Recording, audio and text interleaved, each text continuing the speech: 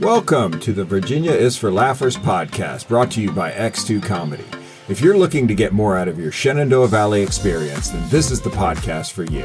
You'll meet interesting people, the comedians that perform here, and find out more about what you can do and see. Whether you live here or plan to visit, listen to explore what helps make up our unique slice of heaven. Now here's your host, Dawn Davis Womack. Hello, laughers. I'm excited to introduce you to this panel of hilarious comedians. Chris Womack is a JMU professor who's been educating and entertaining students for 28 years in the classroom and now taking his comedy off campus. Jesse Hill Jr. is a comedian hailing from Richmond. His likes are dogs, the beach, and hamburgers. He's not fond of anything pumpkin spice flavored.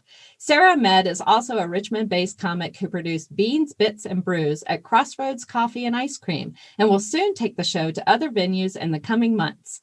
Ahmed's comedy revolves around people, places, and things, and sometimes more.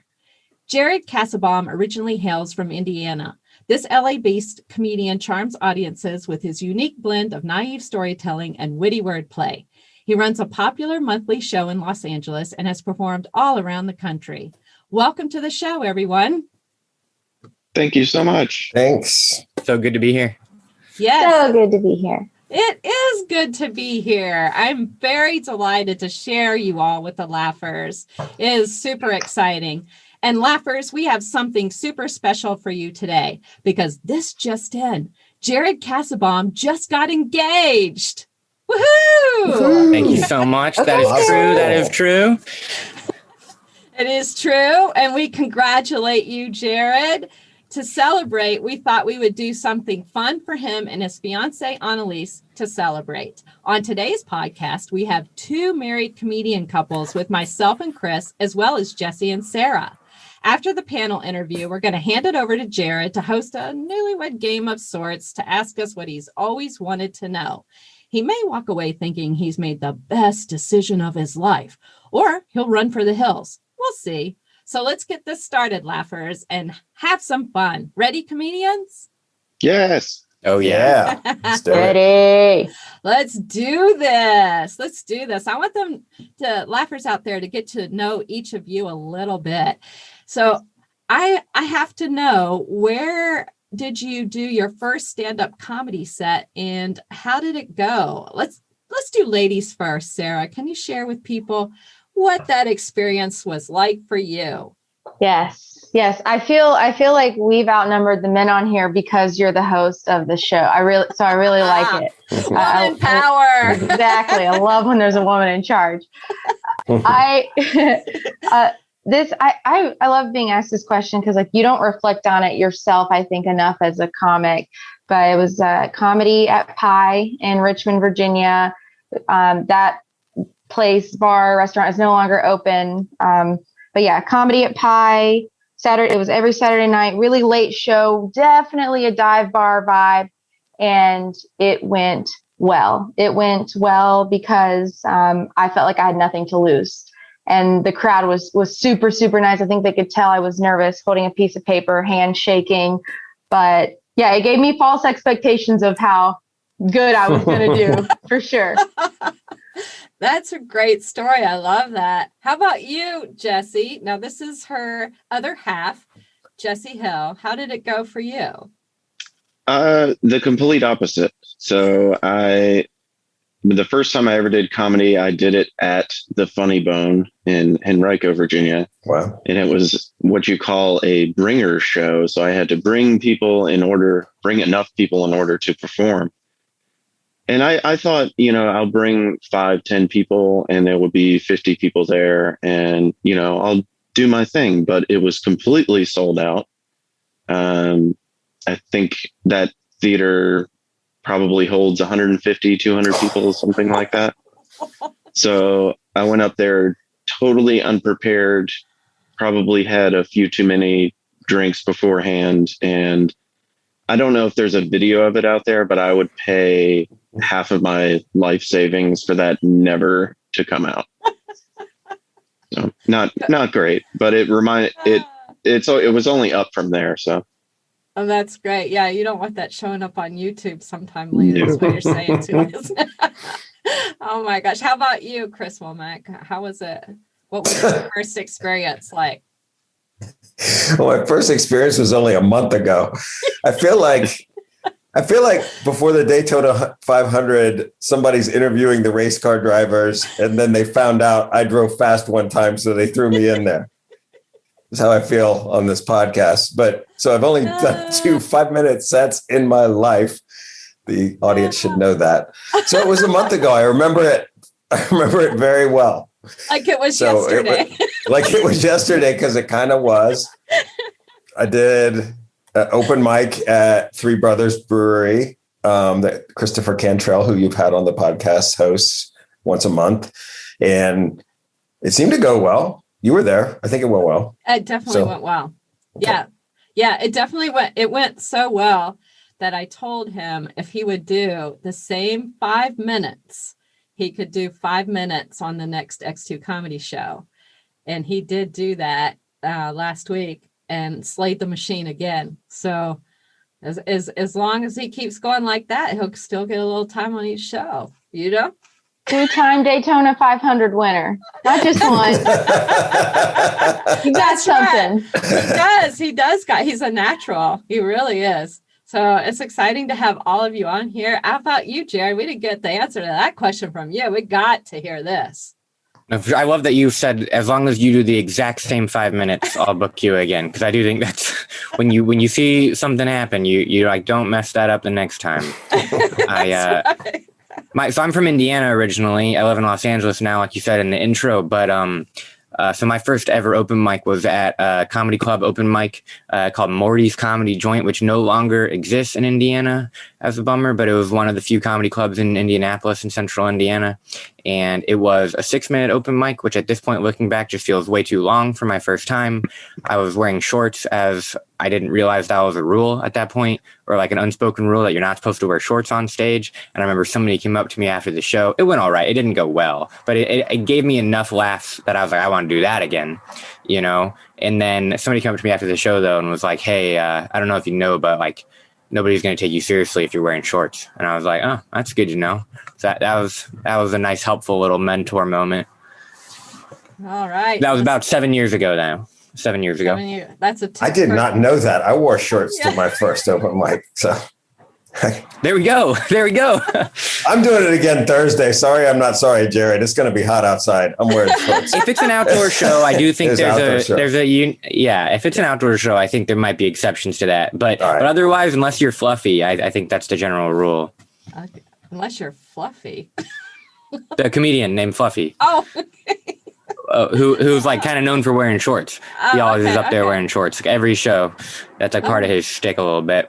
All right, I'm gonna have to look that one up. I'm gonna have to look him up. Now, here's something. This is gonna be great. I have to know. When your family and friends found out you started comedy, were they surprised or said, that makes sense? How about you, Sarah? How was that for you? Friends around here, because I had like kind of just moved to Richmond and I was quiet. They were like, they looked worried for me. They were like, can you repeat that? Like, you should know. And so it was like a big really, and then followed by a lot of support. My family, if we talk about family, I'll be specific about my parents. They were like, okay, like we don't really want to know. Just kind of keep us out of it. It scared them. So, to sum it up, there wasn't a lot of excitement around it. The excitement was really just coming from me, but that changed, thankfully. Yes, absolutely. How about for you, Jesse?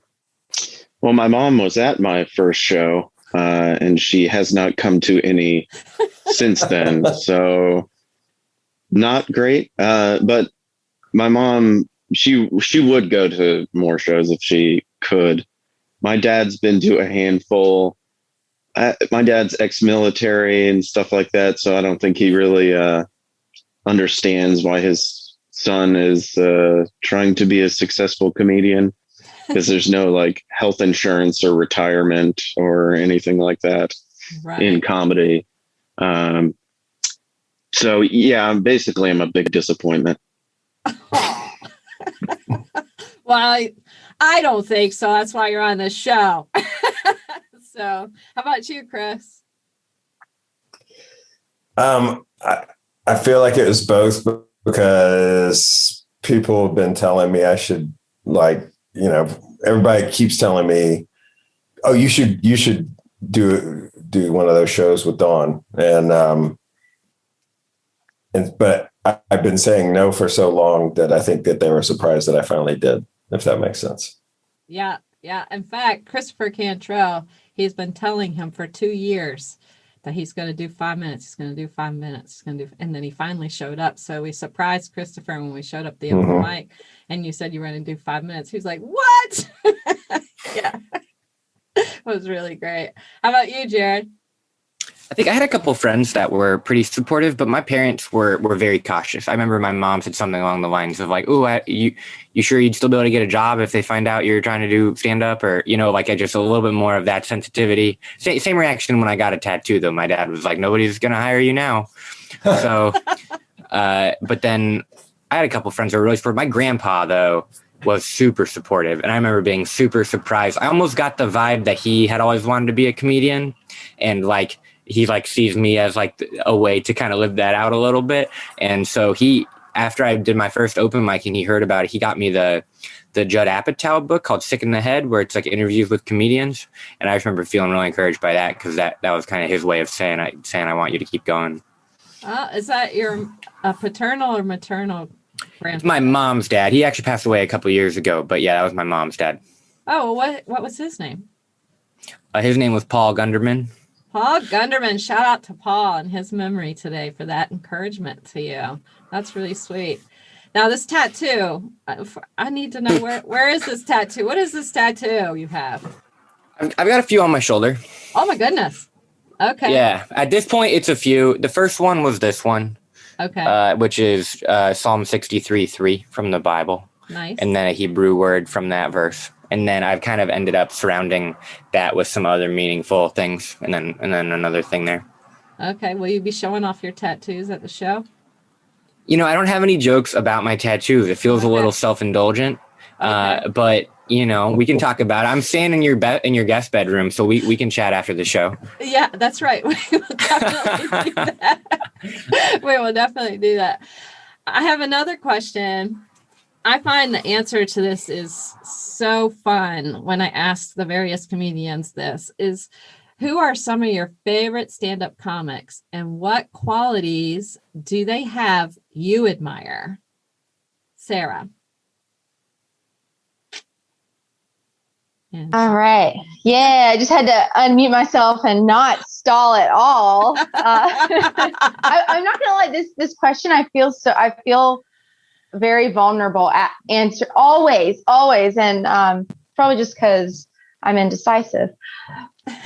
Maria Bamford I can watch her just over and over, and I could watch her same set over and over and over again, because just her weirdness, you can't make that up. You can only manifest that from the human being that you are, and she's really put her life out there on the stage. I think it's helped a lot of people too. And yeah, she's hilarious. She's super weird, does great voices, fantastic.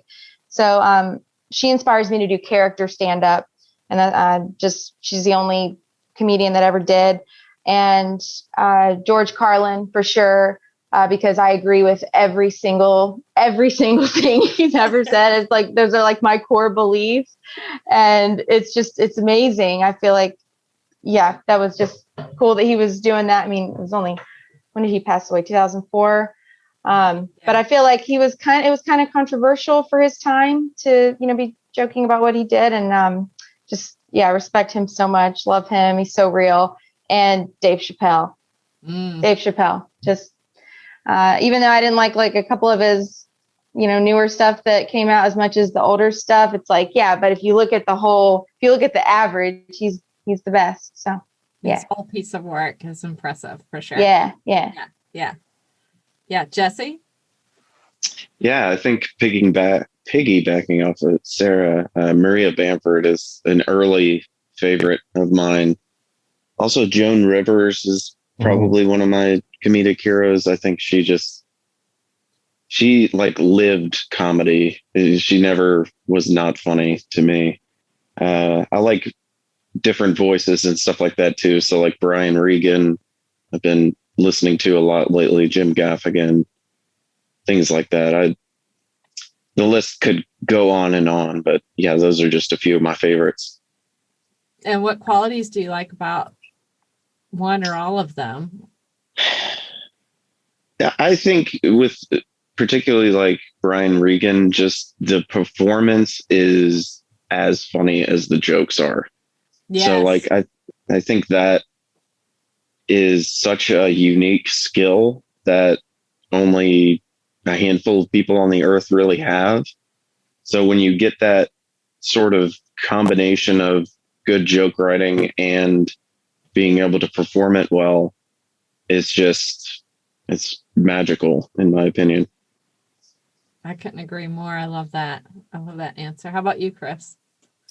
Oh man. So I'm going to try to make this quick because, as you know, I've loved stand-up comedy my whole life. Like I've I had probably equal in this, late 70s, early 80s when I was like a kid. I had as many stand-up comedy albums as I did heavy metal albums. It was just, so it's hard. And anyway, so just kind of thinking about this and just shooting from the hip. First of all, I'm not going to say this one, Sarah, you did, but Sarah, I have to say I saw George Carlin in 1985. Mm-hmm. Oh. And I've been to a lot of stand-up performances. I woke up the next day and my abs were sore. It's like I've never had anybody make me laugh like that. Like, I was thinking about it the next day, like, how did he do that? I laughed so hard that I got an ab workout. I couldn't believe it. Anyway, so that was amazing. So yeah, anybody can do that to me. I gotta, have up there. Eddie Murphy, man. I know it was a short-lived stand-up career, but I was in high school when in college when those two, stand-up performances hit and came out in album and movie form. And high schoolers were walking down the hall quoting those things. It was so brilliant. It was just, it was so different that you didn't even know what to do with it, but he just killed. I love John Mulaney. I love John Mulaney because John Mulaney doesn't make any sense. He doesn't look funny. He's quick and he's a good writer, but his show's not packed full of one-liners. Yeah, he's a storytelling comic, but not exactly, but he just does him. And I don't even know how he came up with that, but it's brilliant. I love Sebastian Maniscalco. He seems just like a goofy guy, but what he does is he takes his persona is just your average guy trying to get through life that's annoyed by things. And he kind of brings you in on that. And I just love that. He just kills me. And he's not in my top, but I just have to say, Dawn and I found this guy on YouTube, Lakeland Patterson. And I just have to say his name to anybody. I just want to see that guy. Like we will find little blurbs on YouTube where you can't even, it's not even a video. It's somebody, taped it at his stand up. He's amazing. If y'all anybody got gets it bad. Oh, he's so good. He's so good. Cool. He must He's an be. LA guy. I've seen him around here before. Have you seen him? Oh my gosh. Yeah. Yeah. I love he's really good. Yeah. Lakeland Patterson? Yes, Lakeland Patterson. Okay. Yeah, I have a dream to bring him here. I even know what kind of show I want to bring him with Jared. I know what kind of venue I want for that one. We're just going to keep it on the down low right now. But Lakeland, if you're hearing me, I want to talk to your agent. So yeah, those are great answers. How about you, Jared? Yeah, I think for me, it kind of goes in phases too. Cause I think growing up, I I was in a pretty conservative home. I was only allowed to listen to like Brian Regan and Jim Gaffigan because they were clean, you know? So those are definitely like early influences. I know this isn't necessarily stand-up, but the biggest influence I think on my comedic sensibilities is Colbert. I would get home from middle school and high school every single day of the week, all 7 years of those years of my life, and watch the last night's Colbert Report when it was on Comedy Central that I had taped because it was too late and my parents wouldn't let me stay up. So that was, I think, the biggest singular impact. And then around that same time, I started getting into Pete Holmes, and he's to this day still one of my favorites. When he does shows around LA, I always try to go. Pete Holmes and his podcast are just, they've been a staple of my life since early college. And then specifically a podcast interview where Pete interviews Sinbad from like 2014. That was incredibly influential. And that was like the day I remember deciding to sign up for my first open mic, was listening to that podcast. And it was listening to Sinbad talk about his early stand-up experiences. And I was like, whoa, there's no way I can't try this. At least once, just try it. And Sinbad's so funny. I remember just being a kid thinking the best Christmas movie ever is Jingle All the Way. I don't know if you guys have seen that Christmas movie. Yeah. It's an objectively bad movie, but he is phenomenal. I just think, I don't know, he's always stood out to me so much. And then lately, I would say it's been this British comedian named James Acaster. I don't know if you've ever heard of him. He's got like 4 Netflix specials. He's super good. Highly recommend. And then an Irish comedian named David O'Doherty, who does the absolute best alt piano comedy that I've ever seen. Just really, I'll watch his sets on repeat on YouTube. Yeah, David O'Doherty. He barely ever comes over to the States because he just tours Europe all the time. But his stuff from the Edinburgh Fringe Fest and his stuff from different kind of European stuff has just always been so top notch, and that's influenced a lot of my writing. So I think for those two guys lately, it's been because of their really concise word choice and the way they write bits that yeah, that's really impressed me. I love those recommendations. We're going to have to look those up, Chris. Those are good. Mm-hmm. Yeah, I'm going to be Googling those comics for sure. Now, where do each of you keep your jokes, and how do you put your set together? Let's start with, we're going to mix up just a little bit. Let's start with you, Jesse. Let's see. So I usually keep mine in a notebook. I have always been a bad student. So usually when I do a set, I put it together right before the show starts. I just feel like I have more, I don't know, I have more luck than if I think about it days on end. I may overthink it.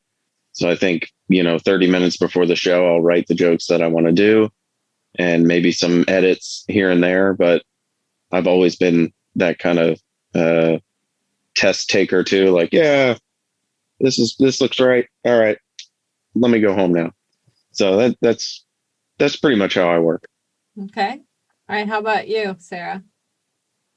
Yeah, I have to say it's so charming to me. Like when he says I'm a bad student, because it's so true. But he's like, oh, this is gonna make me throw up. We're all gonna just blah. He's a brilliant person. He really is. And so it's like, I know, and I'll just like watch his brain kind of work before a show, and I'm like, oh crap, he's gonna go up there and do just fine. And meanwhile, I'm like a madman in my notebook, and it's like, okay, that's when you know someone's you got to be somewhat good at what you do. If a stranger, like if I unfortunately passed or something, and people were going through my stuff and they found like Jesse's toenails like saved in trash bags in my closet or something, they'd be less alarmed than the number of notebooks I have that are like just, oh, here's a set here from like yesterday, and then on this page 25 pages later it's like a complete just stream of consciousness writing with some journaling in there too from 6 months ago or something like that. So I'm very disorganized when it comes to where my jokes are stored, but I have them documented. and I know what I'm taking with me to a show, I'll have at least that notebook with me and the jokes written down. I have something to write with, something to write on. And let's see, how do I put it together? By saying it out loud and then recording it a couple times and seeing what order I like. And it tends to change about, I'd say, 8 or 9 times before I actually get on stage. So that anxiety is really good for you. I recommend all of you do it. It keeps you energized. Indeed it does. How about you, Chris? Well, yeah, in my vast sets that I prepared. So actually, I don't know if it was because I told Christopher that I would do his open mic, or I just had it in the back of my mind, hey, yeah, maybe someday, but and I've liked helping you write over the years. So I had over time kept this Word document where I put, ideas for jokes or bits or whatever. And so we used that to get the set that you made me keep the same. And I prepared for it. So I wrote out the set and I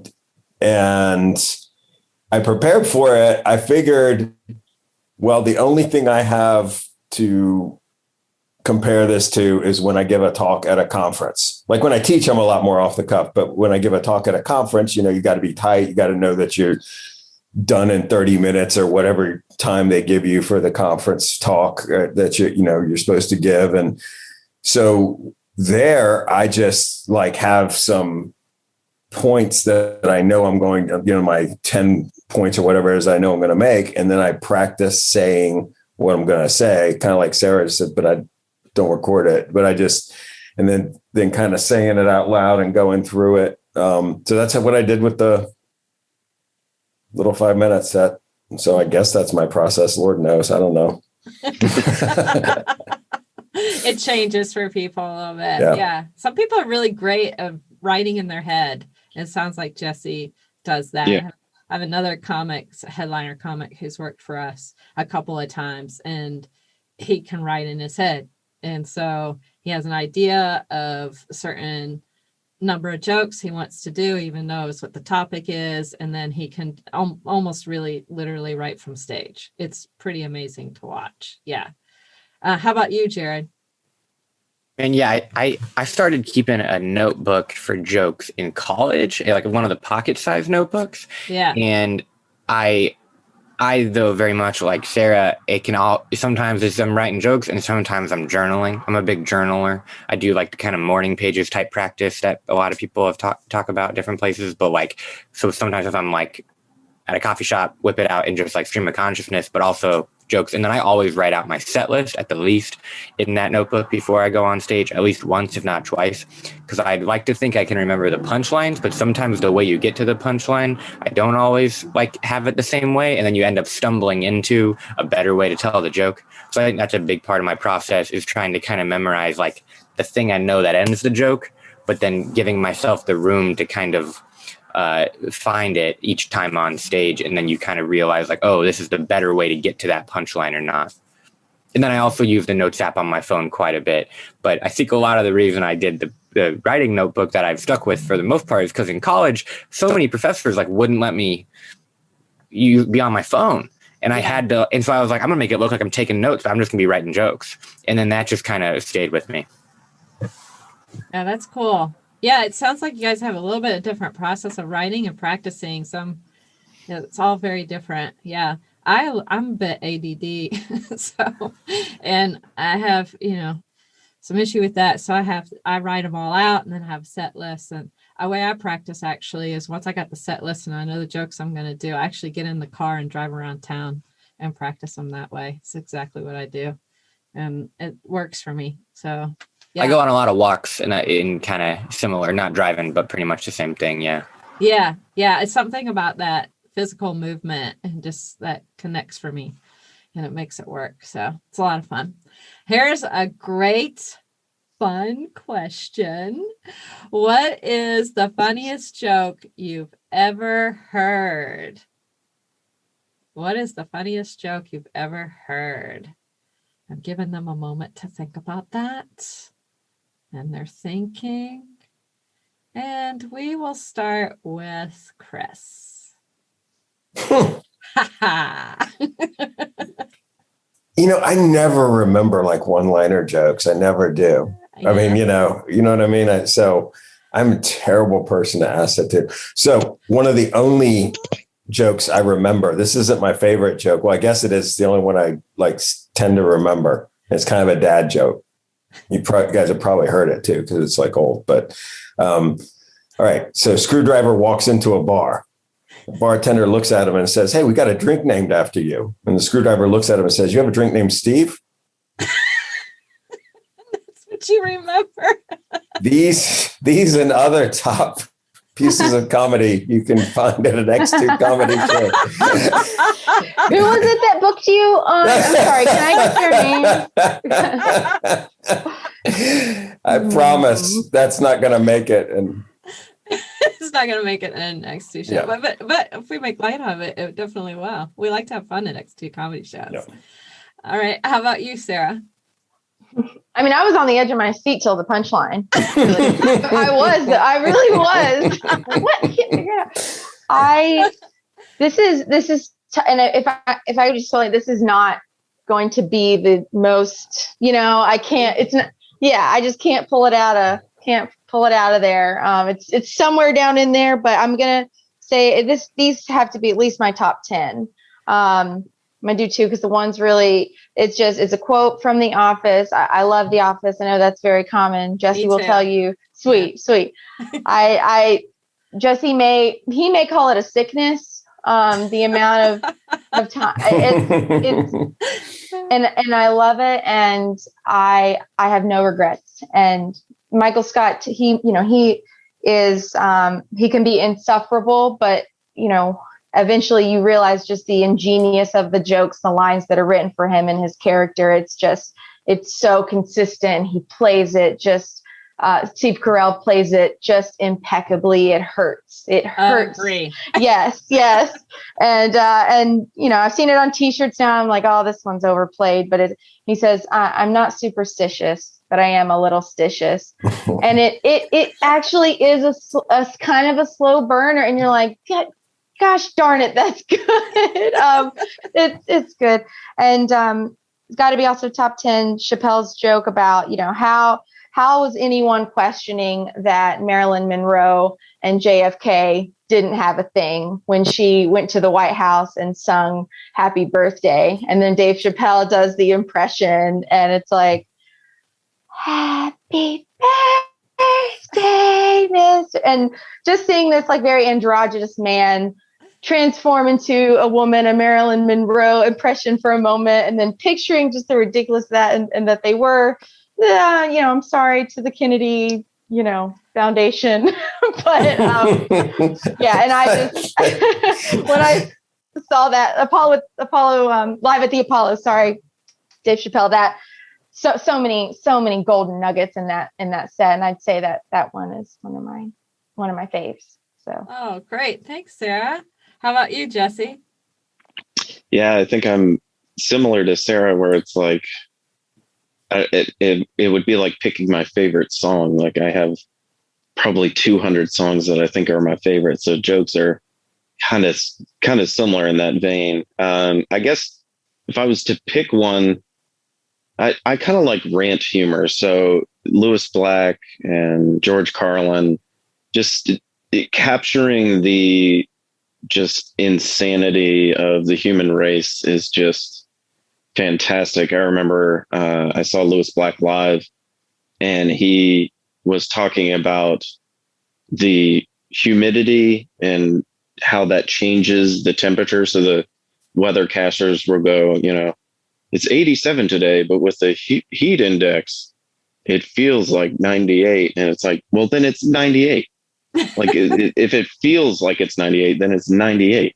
And it's the same thing with the wind chill. It's 34, but with the wind chill, it's 20. It's like, all right, then just say it's 20, because we're not going to be able to decipher, oh, this is because it's so windy that it feels like it's 20, So any sort of, George Carlin ranting about consumerism or religion or anything like that, of course, just really makes my heart flutter. Nice. Yeah, we used to live in Michigan. Yeah. And it was always, whatever degrees, but 20, it's like it's 20 degrees outside, but it's 15 below with the wind chill factor. Yeah, we'd always say that. Just say 15 below. It's okay. Right. Yeah, it's okay. How about you, Jared? Yeah, I think what comes to my mind in this is from another LA guy. He actually just had a like a little mini special on the Ringers show, which is like the Bill Burr Comedy Central show. His name is Luke Schwartz, but he's a guy out here I really respect. He has this one-liner. He's not even mainly a one-liner guy, but he's got this one-liner where he says, I went to a grammar conference recently. People were really famous there about in the grammar community. It was a real whom's whom. And every time I hear him do that joke, I just laugh so hard. And I remember just texting all my friends when I first heard that joke. I was like, you've got to hear this great grammar joke. So that's the type of stuff I really appreciate. The other one that comes to mind is the Gary Goldman Conan set, where it's 5 minutes on how the states got their abbreviations. I don't know if you've ever seen that. Gary Goldman, I probably should have mentioned him in the people I look up to. I love Gary Goldman for his writing, but he has got this whole bit about how states get their abbreviations, but it's totally fictitious, but he's like telling this fake historical account of it. I don't want to spoil it. It's very good. Well, we'll look that one up too. We got quite a list going here, don't we, Chris? Got quite a list. Oh, by the way, I just have to say, I didn't know we could say, a bit that a comic did for this question. So I just have to give a quick shout out. Eddie Murphy's routine where he's calling home after he gets into a fight and he's praying that his mom answers the phone because it's Friday and he knows his dad will be drunk, and he does an impression of his dad answering the phone. Gets me every time. Must have heard that thing 50 times. Gets me every time. We'll have to watch that one too. I can't use my phone. That one again. I love that one too. Well, you guys, this has been so fun. This is also, I have to say, a great segue into the game portion of today's special episode to celebrate the newly engaged comedian of this crew who asked his lovely Annalise to take the plunge. Congrats to you too, Annalise. We know you're listening. And now, without further ado, laughers, we give you your Newlywed Game of Sorts host, Jared Kassebaum, the man whom Annalise bravely said yes to. This is his moment to ask all his burning questions. So take it away, Jared. Thank you so much, Don. Thank you so much. Thank you all for coming to this Newlywed Zoom/podcast game. We're going to have such a fun time getting to know each other. Thank you so much for the congratulations. I just got engaged last Sunday at the recording of this. It's like middle of June if you're listening to this later on.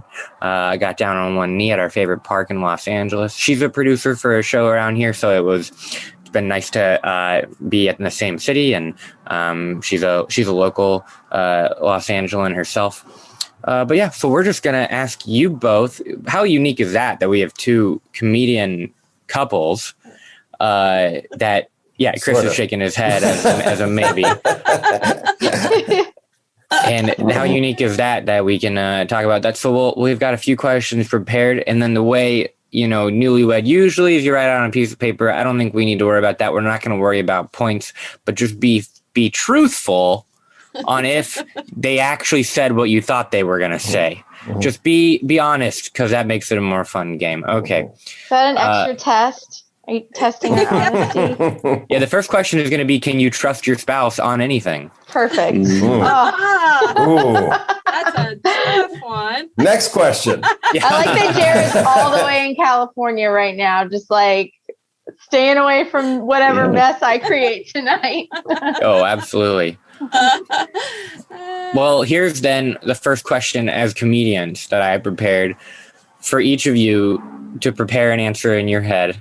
What is your spouse's favorite joke of yours? So which joke do you think that you personally tell is your spouse's favorite? Oh, wow. That's the thing I'm That's most like- curious about. So we're starting there. Oh my God. So does everybody? I'm just gonna start calling on people. Then, do we have an idea? I'm gonna start with Don and Chris. Chris, you've got 5 minutes, so it should be the easiest. Mine's oh gosh, no. Yeah, this really. You got should 5 happen. minutes to choose from, so probably the easiest to think through all the jokes in your head. What do you think Don's favorite joke is of yours? And then Don, I want to hear if that was correct. Okay. I think it's a bit I did about how if you add juice to alcohol, it makes it socially acceptable to drink at any time of day. So you can be a really functioning alcoholic. You can't drink straight vodka early in the morning, but if you add juice, you're fine. So Totally. It comes off a lot better than that, by the way. But No, I love that premise.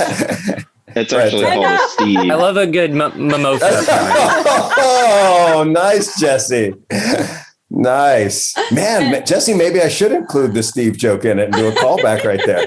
I want to steal that from you. Anyway, sorry. Hey, Jesse, I really like that joke that you just told. Was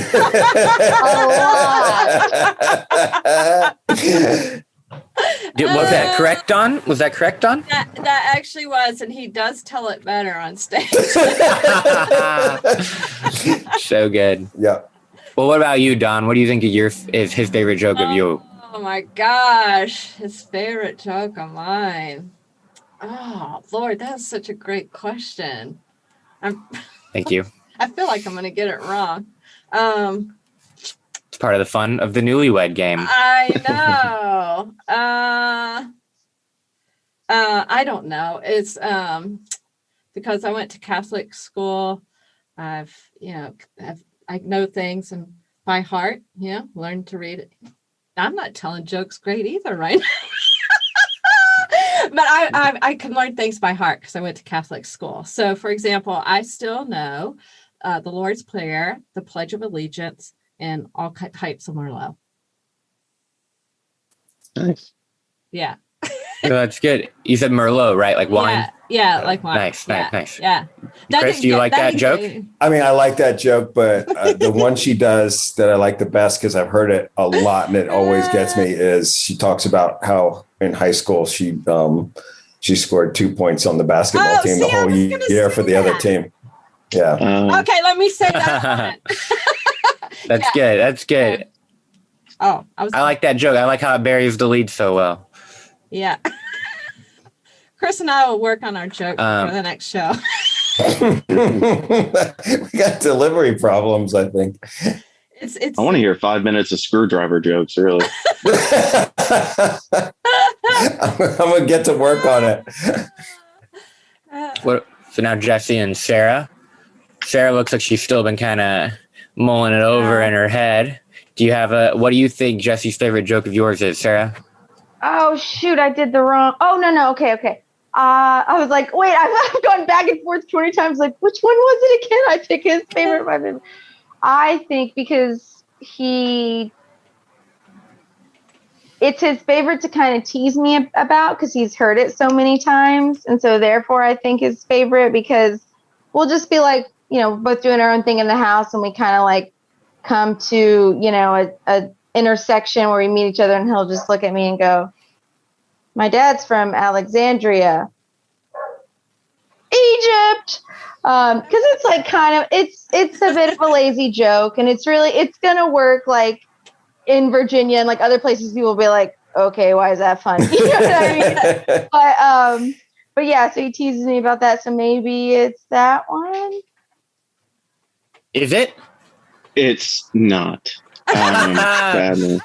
But I'm not going to do the whole joke because it's very long. But my favorite joke is she has a good little rant about bra advertisements on Facebook. And one of her punchlines is her boss emails her and says, Sarah, we need to talk about the nipples. And then that's so every time it's a clean joke, I promise. Okay. Yeah, it is that's his R-rated as it gets. That's as dirty as it gets. Yeah, I like working nipples into my jokes too. Right. Yeah, I talk about it very medically, very clinically, Okay. and So every once anatomical. in a while, yeah. Every once in a while, I'll Then pretend like we need to have a serious talk, and I'll go, Sarah, we need to talk about the nipples. And again, it's only in clinical situations, like when we're at the doctor together or patient first. Or, Right. No, I don't blame you if between you two that were more than just a medical discussion. I just think, for a clean show, maybe we keep it medical, Oh yeah. What about you, Jesse? What do you think your favorite joke of yours is? This is a tough one. But I'm going to take a swing at it and say the joke that I do. I bought a house recently and I don't know how to fix anything. I'm not a manly man. So my wife recently blew a fuse in the house. And my first reaction was, we have to move. By that, no, that's not the one. But I love that you chose that one. I love that because every time you do, it's a very successful joke. It works really well. But because I'm his freaking wife, and I'm his spouse. Like I'm sitting there like that happened one time, and he tells that joke how many times? Like never. But joke does well. So I think that's funny that you chose that. You have one about motivational sayings. I see live, laugh, love. But this is how I feel. Die, frown, hate. And if you've got shoot for the stars, and if you do, you might, or shoot for the moon, you might end up at the stars. And his takes a different route, and it's funny. And then he brings Bill Nye into it, and who doesn't love a punchline with Bill Nye in it? That's what I'm saying. Can't wait for July 9th and 10th in right. Harrisonburg, Virginia. I can't wait for July 9th and 10th to hear these great jokes. Yeah. With better timing and delivery. with non-Zoom timing, I think. Jesse's ready to go. His delivery was very smooth. Yeah, that's good. That's true. I think the true test is, can you do it on a podcast? He's got a good voice too. Yes, I told him that, but when I said, I asked him immediately if he did voiceover stuff, because I was like, now that's a voice. Yeah. Here's my next question. My next question for everybody in the Newlywed Game. This one might be more of a bombshell I'm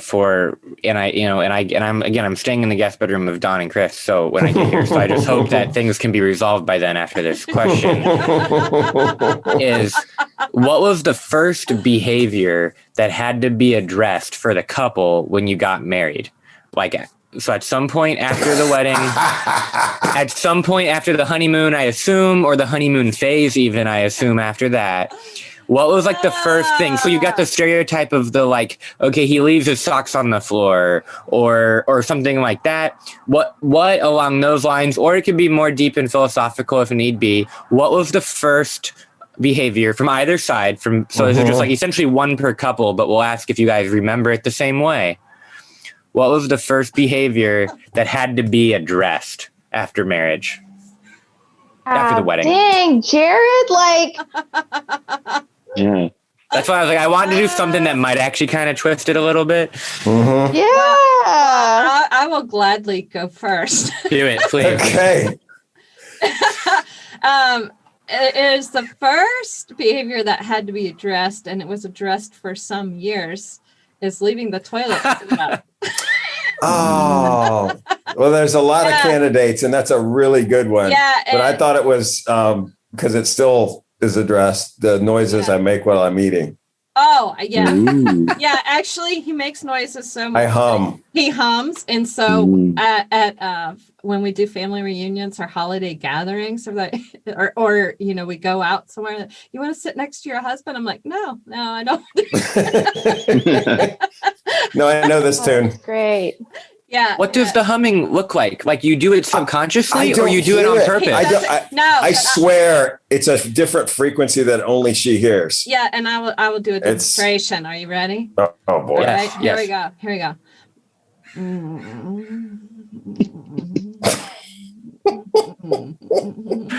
No way. That's like, good. And I go, you can't hear that? You seriously can't hear that?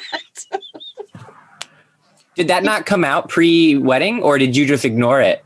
I think I took her out to eat. In fairness to me, I took her to lots of dinners when we were dating. In Baltimore. So let's give some context of, misrepresentation of sound. I married misrepresentation. I'm going to be leaning into Annalise's jaw when she eats now. I think I want to make sure we can nip this in the bud. Yeah, you need to. Yeah. This is a pre-wedding conversation for me, I think. Yeah. Yes. I love these these notes you're taking. And you deserve it, Jared, because those are some therapist level. That was a therapist level question. So well, I'm glad I get to be that therapist in your life now. So what are your answers? My first answer is, what is Annalise's number? No, I'm just playing. I just tell her, good job. So, okay, I think, but I'm not sure if I said it right after we got married. No, this is what I'm going with, because on our honeymoon, so the timeline adds up. We're at the bar, and because I didn't know what the deal was with just how jewelry is taken care of. And I was one day I was like, Jesse, let's take off our rings so that we didn't lose our rings. Don't worry. That's not how this ends. I don't want to get a lot of sand in them. Give me his beautiful fresh band and my engagement ring with my band that I just had put on 2 days ago. And we're at a bar one night at this place we were so excited to go, where it's one of the highest points on St. Thomas, and there's a restaurant up there. You have to take a ski lift to get up there. So excited. Go sit up at the bar. And I have nightmares of the just cutest, blonde, just most beautiful bartender in the entire world. And when Jessie sat down, she zoned in on him on my honeymoon after I locked it down. I just locked it down and signed papers. And this girl couldn't get over the Jessie was wearing Queens of the Stone Age, album called Villains. And she just loves the album. And trust me, I'm not exaggerating. That girl, I was just frozen. Now, Jesse's defense, Jesse did nothing wrong, but he didn't do what I wanted him to do, which was to say, stand up and be like, this is my wife. She is my queen. Get away from me. I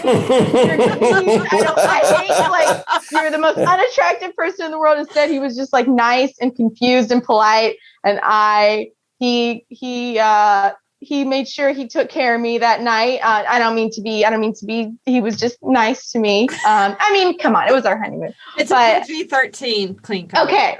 Yeah. So, medical nipples. Yeah. I really mean just my emotions. He was like, Sarah, that was just unusual. And we didn't have our, but I also regret not saying something to her. And really I shouldn't still be mad at this person, but I am.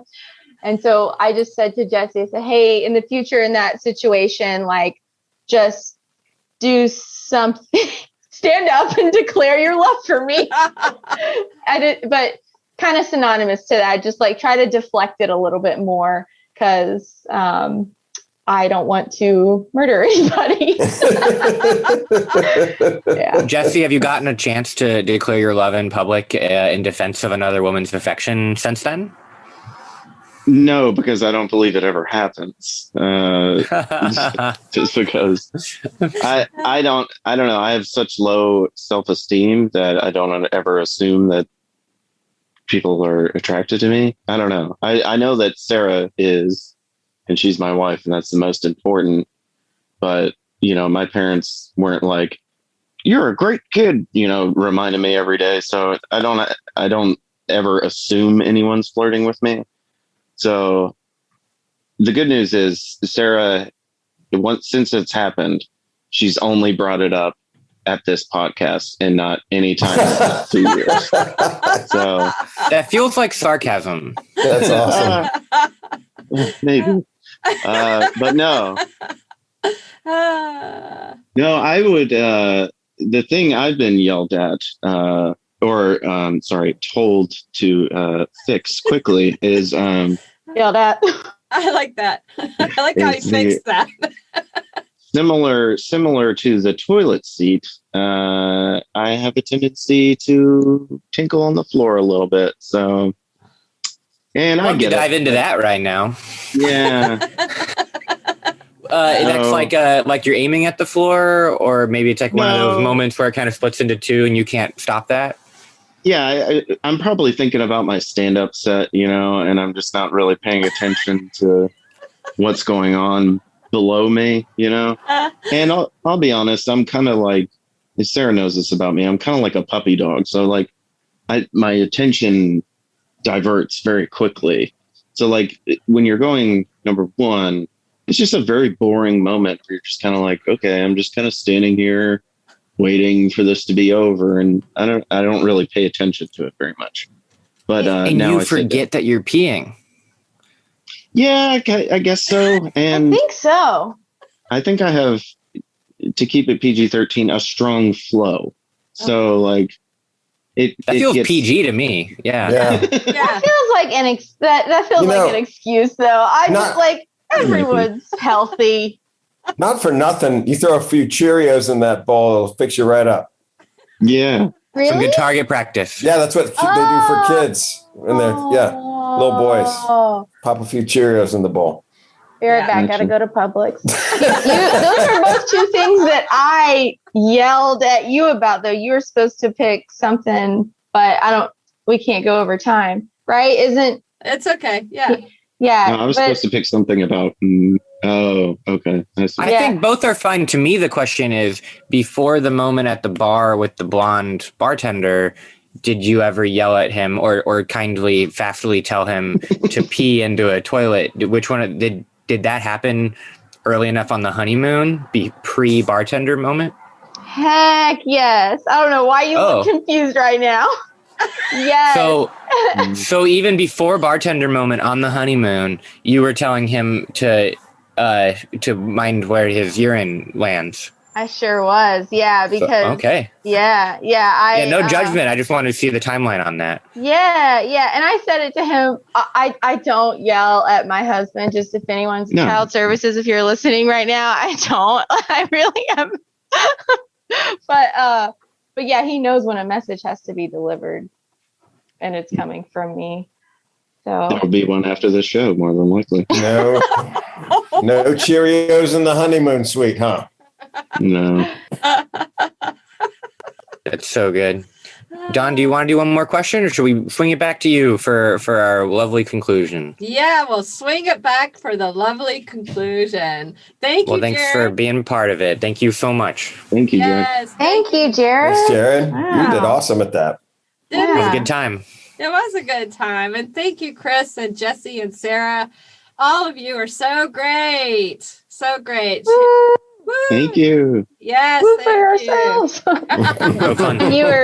You were exceptional. Oh, well, thank you. Big heart love to all of you. I really had a great time. This has been really, really fun. And we can't wait for all of you to come and perform in an X2 First. It's our first weekend of back-to-back shows at 2 different venues. On Friday, July 9th, we'll be at One Tribe Farm for the Outdoor Summer Fun Series in Mount Sydney with mouth-watering, fresh off the farm food prepared by the amazing Chef Jordan, live music by Prophet and Garst, and an X2 comedy show. Then on Saturday, July 10th, we'll be in Harrisonburg at the Friendly City Dance Room for Comedy and Kazumba Night. It's part dance lesson, part comedy show. Learn Kazumba, a partner dance originated from Angola, Africa, from dance instructor Philip Fusaro, between many bouts of laughter with this crew. Limited tickets are available, and we'll make sure the ticket links are in the show notes for both events. And lastly, and most importantly, laughers, thanks for tuning in. Out of all the podcasts out there, you picked us, and we think that's pretty darn special, just like you. Until next time, keep smiling. Bye. Bye. Thanks for tuning in to this episode of the Virginia is for Laughers podcast, brought to you by X2 Comedy. We'll be dropping a new podcast every Wednesday at 4 p.m. Eastern Standard Time, so check back for another uplifting episode. Come to an X2 Comedy show or let us bring a show to you. To find out more, head to x2comedy.com. Be sure to share us with a friend. Until next time, cheers.